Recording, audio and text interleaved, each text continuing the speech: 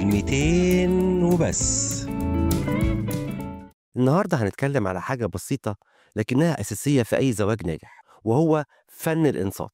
الحاجة الأولى إن الإنصات مش مجرد سماع، في فرق كبير بين اللي بيسمع واللي بينصت.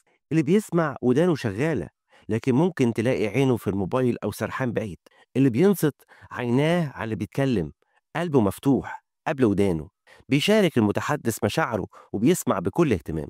الحاجة التانية، إزاي تكون منصت شاطر. ما تتسرعش بالحكم، خد وقتك، افهم قبل ما تقاطع، شارك بمشاعرك. كلمات بسيطة زي فهمتك أو مقدر مشاعرك، ده بيدي راحة للطرف التاني.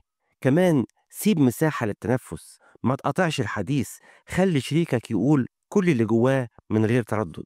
حاجة كمان محتاجين نأكد عليها، إن الإنصات يساوي محبة زائد تفاهم. معادلة مهمة، الإنصات يساوي محبة زائد تفاهم. لما تنصت بحب، شريك حياتك هيحس إنه مهم في حياتك، وهتحسه بقرب أكتر. النقد وقتها هيبقى مقبول، لأنه طالع من مكان مليان محبة. الإنصات بيخفف الحمل عن شريك حياتك، وبيساعده يفضفض ويرتاح. حاجة كمان، الإنصات مش معناه صمت مطلق.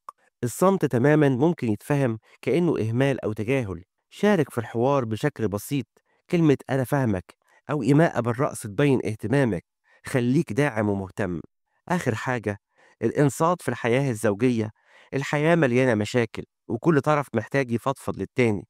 المتحدث بيرتاح لأنه بيطلع كل اللي جواه، والمنصت بيشارك في تخفيف العبء. الإنصات بين الزوجين مش رفاهية، ده أساس التفاهم الأسري. في الختام، فن الإنصات مش بس مهارة، ده دليل على حب واحترام.